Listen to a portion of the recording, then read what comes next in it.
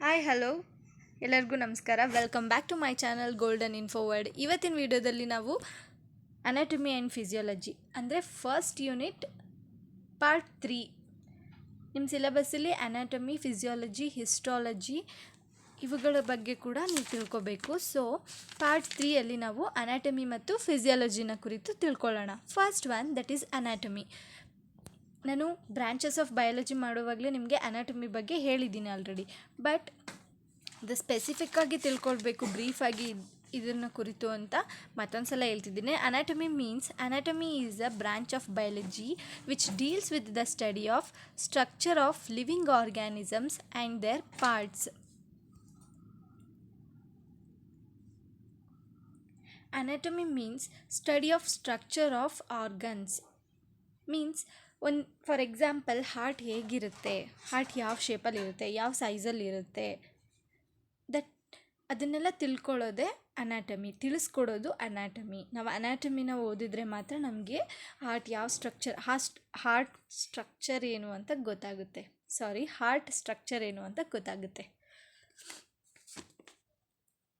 Next, types of anatomy. In types of anatomy, mainly two types of anatomy. First one that is gross anatomy and second one microscopic anatomy. Gross anatomy, it is also called as macroscopic anatomy. Gross anatomy is also called as macroscopic anatomy. Macro means ದೊಡ್ಡದು, micro means ಚಿಕ್ಕದು, minute. Okay, gross anatomy. In this gross anatomy, what is meant by gross anatomy? It refers to the study of biological structure that are easily viewed with our naked eyes. We can easily seen in our naked eyes, right? Means ನಾವು ನಮ್ಮ ಬರೀ ಕಣ್ಣಲ್ಲಿ ಈ organ ಸ್ಟ್ರಕ್ಚರ್ಸ್ನ ನೋಡಬಹುದು. For example heart, lungs, kidney, eyes, ಈ ಎಲ್ಲ ಆರ್ಗನ್ಸ್ನ ಸ್ಟ್ರಕ್ಚರ್ನ ನಾವು ನೋಡ್ಬೋದು. ಅದಕ್ಕೆ ನಾವು ಗ್ರಾಸ್ ಅನಾಟಮಿ ಅಥವಾ ಮ್ಯಾಕ್ರೋಸ್ಕೋಪಿಕ್ ಅನಾಟಮಿ ಅಂತ ಹೇಳ್ತೀವಿ. ಫಸ್ಟ್ ಟೈಪ್ ಯಾವುದಂದರೆ ಗ್ರಾಸ್ ಅನಾಟಮಿ. ಯಾವುದನ್ನು ನಾವು ಬರಿಗಣ್ಣಲ್ಲಿ ಯಾವ ಆರ್ಗನ್ ಸ್ಟ್ರಕ್ಚರ್ನ ನೋಡ್ಬೋದು ಅದನ್ನು ಗ್ರಾಸ್ ಅನಾಟಮಿ ಅಂತ ಹೇಳ್ತಾರೆ. Next, second type that is microscopic anatomy. It refers to the study of cells and tissues of living organisms in a microscope. We can't able to see in our naked eyes, that are impossible to be viewed with our naked eyes, right? ನಾವು ನಮ್ಮ ಬರಿಗಣ್ಣಲ್ಲಿ ಈ cell ಮತ್ತು tissue ಸ್ಟ್ರಕ್ಚರ್ಸ್ನ ನೋಡೋದಕ್ಕೆ ಸಾಧ್ಯ ಇಲ್ಲ, ಅದು impossible. ಅಂತಹವನ್ನು ನಾವು microscopic ಅನಾಟಮಿಲಿ study ಮಾಡ್ತೀವಿ. For example cell and tissue, ಅದನ್ನು ನಾವು ಮೈಕ್ರೋಸ್ಕೋಪಲ್ಲೇ ನೋಡೋಕ್ಕಾಗೋದು. ಯಾಕಂದರೆ ತುಂಬ ಚಿಕ್ಕದಿರುತ್ತೆ, ಸೂಕ್ಷ್ಮವಾಗಿರ್ತವೆ. ನಾವು ಮೈಕ್ರೋಸ್ಕೋಪ್ ಅದರ ಹೆಲ್ಪ್ ತಗೊಂಡು ನೋಡಿ ಸೂಕ್ಷ್ಮವಾಗಿ ಅಬ್ಸರ್ವ್ ಮಾಡಬೇಕು. ಅದನ್ನು ಮೈಕ್ರೋಸ್ಕೋಪಿಕ್ ಅನಾಟಮಿ ಅಂತ ಕರೀತಾರೆ. Then branches of human anatomy. Human ಅನಾಟಮಿಲಿ ಎಷ್ಟು ಬ್ರಾಂಚಸ್ ಇದೆ ಅಂತ, ಯಾವ್ಯಾವು ಅಂತಲೂ ಇದರಲ್ಲಿ ಹೇಳಿದ್ದೀನಿ.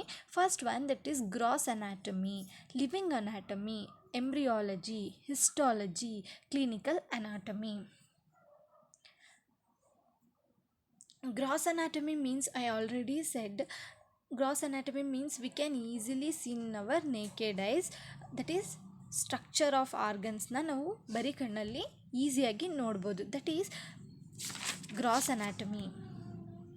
Anatomy means is the study of macroscopic details of human body structure. And ಇದರಲ್ಲಿ ನಾವು structure of heart, eye, kidney, lungs ಇದ್ರನ್ನ ಕುರಿತು ತಿಳ್ಕೊಳ್ತೀವಲ್ವಾ, ಆದರೆ ನಾವು ಲಿವಿಂಗ್ ಹ್ಯೂಮನ್ ಬೀಯಿಂಗ್ನ ಜೊತೆ ಇದನ್ನೆಲ್ಲ ತಿಳ್ಕೊಳ್ಳೋಕೆ ಸಾಧ್ಯ ಇಲ್ಲ. We can study by the dead bodies ಮುಖಾಂತರ, through the help of dead bodies we can easily study this gross anatomy. Because living ಆರ್ಗ್ಯಾನಿಸಮ್ಸ್ನ ಇಟ್ಕೊಂಡು ನಾವೇನಾದರೂ ಗ್ರಾಸ್ ಅನಾಟಮಿನ ತಿಳ್ಕೊಳ್ತೀವಿ ಅಂತ ಅಂದರೆ ಅದು ಆಗಲ್ಲ. ಯಾಕಂದರೆ we can't able to dissect a living human just to study ಅನಾಟಮಿನ ತಿಳ್ಕೊಳ್ಳೋದಕ್ಕೋಸ್ಕರ ನಾವು ಬದುಕಿರೋ ಅಂಥ ಹ್ಯೂಮನನ್ನು ಡಿಸೆಕ್ಟ್ ಮಾಡೋದಕ್ಕೆ ಸಾಧ್ಯ ಇಲ್ಲ. Therefore gross anatomy is also known as cadaveric anatomy ಅಂತ ಕೂಡ ಕರೀತಾರೆ ಇದನ್ನ. Next, second one, that is living anatomy. Living anatomy, in contrast to the cadaveric anatomy, in living anatomy deals with the study of live human beings and not dead bodies. Therefore methods like dissection cannot be applied. In living anatomy dissection ಅನ್ನೋ method use ಆಗಲ್ಲ, dead ಬಾಡೀಸ್ನ ಇಟ್ಕೊಂಡು ಇದನ್ನು ಕಲಿಯಲ್ಲ. Human ಬದುಕಿರೋ ಅಂಥವ್ರ ಜೊತೆನೇ living ಅನಾಟಮಿನ ಕಲಿತೀವಿ. But ಇದರಲ್ಲಿ 3 ಟೆಕ್ನಿಕ್ಸ್ನ use ಮಾಡುತ್ತೆ.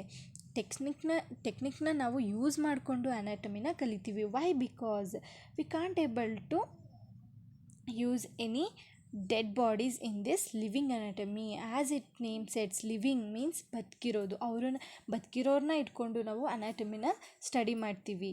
And ಇದರಲ್ಲಿ 3 ಟೆಕ್ನಿಕ್ನ ಯೂಸ್ ಮಾಡ್ತೀವಿ. That is palpation, percussion, auscultation. Palpation, percussion, ಆಸ್ಕಲ್ಟೇಷನ್ನ ಯೂಸ್ ಮಾಡಿಬಿಟ್ಟು ನಾವು ಲಿವಿಂಗ್ ಅನಾಟಮಿನ ಸ್ಟಡಿ ಮಾಡ್ತೀವಿ. Next one, third type is embryology. Embryology is also known as developmental anatomy or developmental biology ಅಂತ ಕೂಡ ಕರೀತಾರೆ ಇದನ್ನು. In this embryology provides details of the prenatal and postnatal development changes in the body and mechanism by which these changes occur.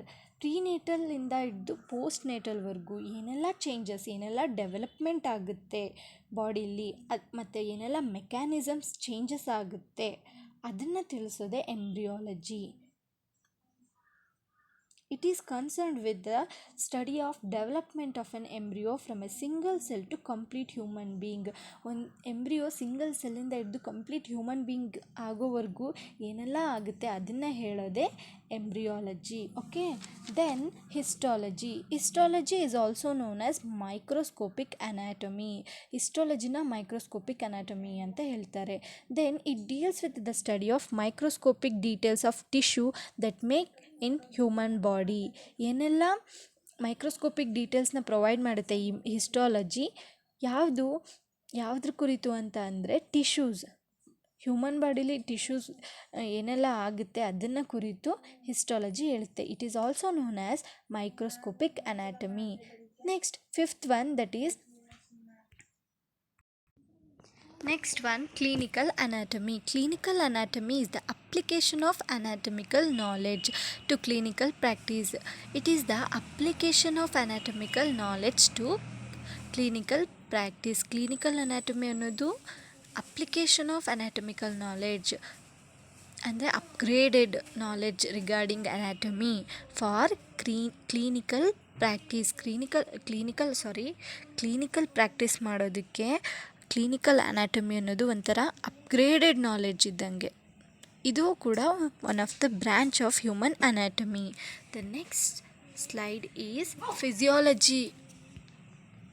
Physiology is also one of the branch of biology which deals with the study of functions of living organisms and their parts. We can see physiology as a ಫಂಕ್ಷನ್ಗಳನ್ನು ತಿಳಿಸೋದೇ physiology. ಇದರಲ್ಲೂ ಕೂಡ functions of the living organisms and their parts. ಅನಾಟಮಿಲಿ ನಾವು heart ಹೇಗಿರುತ್ತೆ ಅಂತ ತಿಳ್ಕೊಳ್ತೀವಿ. ಫಿಸಿಯಾಲಜಿಲಿ heart ಏನು ಮಾಡುತ್ತೆ, ಹಾರ್ಟ್ ಏನು ಮಾಡುತ್ತೆ, ಪಂಪಿಂಗ್ ದ ಬ್ಲಡ್, ಸರ್ಕ್ಯುಲೇಟರಿ ಸಿಸ್ಟಮಲ್ಲಿ ನಾವು ಹಾರ್ಟ್ನ ಸ್ಟಡಿ ಮಾಡ್ತೀವಿ. ಅದರಲ್ಲಿ ಹಾರ್ಟ್ ಏನು ಮಾಡುತ್ತೆ ಅನ್ನೋದು ಡೀಟೇಲ್ ಆಗಿರುತ್ತೆ. ಜನರಲ್ ಆಗಿ ಹಾರ್ಟ್ ಏನು ಮಾಡುತ್ತೆ ಅಂದರೆ pumping the blood. Then branches of physiology. First one, that is developmental physiology. Second one, comparative physiology. Third one, practical physiology. First one, before going to explain the branches, importance of physiology in medicine. Role of physiology in medicine is supreme. And second point is physiology enables us to understand the normal functioning of the body. ಏನೆಲ್ಲ normal function ನಮ್ಮ ಬಾಡಿಲಾಗುತ್ತೆ ಅದನ್ನು ತಿಳಿಸೋದೆ physiology. Then we can move towards the branches of physiology. First one, that is developmental physiology. Developmental physiology means tracks the way in which physiological system change across the lifespan. ಅಲ್ಲಿ ತುಂಬ physiological changes in our body, right. For example, smoke ಮಾಡೋ ಪರ್ಸನ್ಗೆ lungs ಅನ್ನೋದು ಹಾಳಾಗಿರುತ್ತೆ. ಅದೇ ರೀತಿ ಚೆನ್ನಾಗಿರೋ ಪರ್ಸನ್ಗೆ ಒಂದು age ಆದಮೇಲೆ ಎಲ್ಲ ಪಾರ್ಟ್ಸ್ಗಳು ಕೂಡ ಅದ್ರ ಕೆಲಸ ಮಾಡ್ತಿರೋದು ಸ್ವಲ್ಪ ಸ್ವಲ್ಪ ಕಡಿಮೆ ಆಗ್ತಾ ಹೋಗುತ್ತೆ. ನಮ್ಮ ಲೈಫ್ ಸ್ಪ್ಯಾನಲ್ಲಿ ನಮ್ಮ ಬಾಡಿ ಹೇಗೆ ಫಂಕ್ಷನ್ ಮಾಡುತ್ತೆ ಅಂತ ತಿಳಿಸ್ಕೊಳ್ಳೋದೆ developmental physiology. Throughout our life span, what and all the functions going on in our body we can study by using this developmental physiology. Okay, then second branch, that is comparative physiology. In comparative physiology, physiology compares the physiology of multiple organisms and may incorporate elements of developmental physiology to make the comparisons more complete. Comparative physiology can yield evidence for evolution. For example, ಇವಾಗ first ಏನಾಗ್ತಿತ್ತು ಅಂತಂದರೆ comparative means comparison ಮಾಡುತ್ತೆ. ಈ ಬ್ರಾಂಚಲ್ಲಿ comparison, ಒಂದು ಆರ್ಗ್ಯಾನಿಸಮ್ಸ್ಗೂ ಇನ್ನೊಂದು ಆರ್ಗ್ಯಾನಿಸಮ್ಸ್ಗೂ comparison, ಇದರಲ್ಲಿ ಏನು functions ಆಗುತ್ತೆ, ಮನುಷ್ಯರಲ್ಲಿ ಏನು ಫಂಕ್ಷನ್ಸ್ ಆಗುತ್ತೆ, ಈ ಥರ comparison, that is called comparative. For example, evolution ಜೊತೆ ಎವಿಡೆನ್ಸ್ ಮತ್ತು ಇದರಿಂದ ನಮಗೆ ಎವಲ್ಯೂಷನ್ನ ಎವಿಡೆನ್ಸ್ಗಳು ಸಿಗ್ತವೆ. ಎವಿಡೆನ್ಸ್ಗಳಿಗೋಸ್ಕರ ಏನು ಮಾಡುತ್ತೆ, ಈ ಕಂಪ್ಯಾರಿಟಿವ್ ಫಿಸಿಯಾಲಜಿ ವರ್ಕ್ ಮಾಡುತ್ತೆ. ಈ ಕಂಪ್ಯಾರಿಟಿವ್ ಫಿಸಿಯಾಲಜಿಲಿ ಫಸ್ಟು, ಫಾರ್ ಎಕ್ಸಾಂಪಲ್, ನಾವೆಲ್ಲರಿಗೂ ಗೊತ್ತು, ನಮ್ಮ ಒಂದು ಕಾನ್ಸೆಪ್ಟ್ ಗೊತ್ತು, ಮಂಗನಿಂದ ಮಾನವ, from that era to this complete human being, what and all the changes functionally, ಏನೆಲ್ಲ ಫಿಸಿಕಲಿ ಹೆಂಗೆ ಚೇಂಜ್ ಆಯಿತು, ಯಾವಾಗ ಟೈಲ್ ಅಂದರೆ ಮಂಗಂಗೆ ಟೈಲ್ ಇರುತ್ತೆ ಆ್ಯಂಡ್ ಮನುಷ್ಯನ ಇದಕ್ಕೆ ಬರೋಷ್ಟರಲ್ಲಿ ಟೈಲ್ ತನಗೆ ತಾನಾಗೆ ಕಾಣದೇ ಆಗುತ್ತೆ. ಸೊ ಅದನ್ನೆಲ್ಲ ಕಂಪ್ಯಾರಿಸನ್ ಮಾಡೋದೇ comparative physiology. Next third one ಅಂದರೆ third part practical physiology. Practical physiology is not so much a field of physiology, as it is a broad term for fields of study that attempt to find the implement practical uses for physiology. This field includes disciplines such as exercise and high altitude physiology. Medical and nursing students may take classes in these branches of discipline, or information from these branches may incorporate it to others. ಇದರಲ್ಲಿ just exercise ಮಾಡೋದ್ರ ಬಗ್ಗೆ, high altitude of physiology ಇದರಲ್ಲಿ ಹೇಳುತ್ತೆ. ಹೇಗೆಲ್ಲ practically medical ಮತ್ತು nursing students ಈ practical ಫಿಸಿಯಾಲಜಿನ use ಮಾಡಿಕೊಂಡು exercise ಮಾಡಿಸೋದು ಪೇಷಂಟ್ಸ್ಗೆ, ಈ ಥರ ಇನ್ಫಾರ್ಮೇಷನ್ ಕೊಡೋದು, ಅವರಿಗೆ ಈ ಕೆಲಸಗಳನ್ನು ಮಾಡ್ತಾರೆ. ಅಲ್ಲಿ ಪ್ರಾಕ್ಟಿಕಲ್ ಫಿಸಿಯಾಲಜಿ ತುಂಬ ಇಂಪಾರ್ಟೆಂಟ್ ಆಗುತ್ತೆ. Next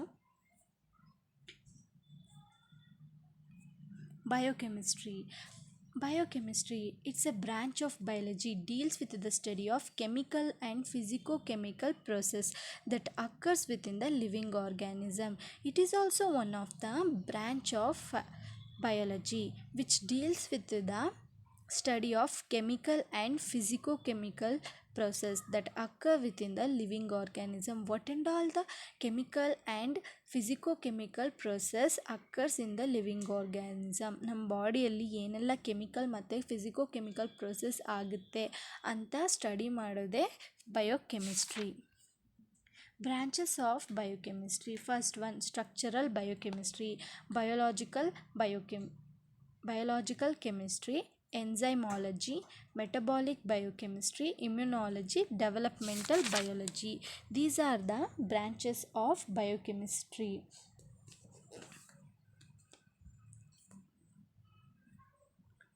These are the branches of biochemistry.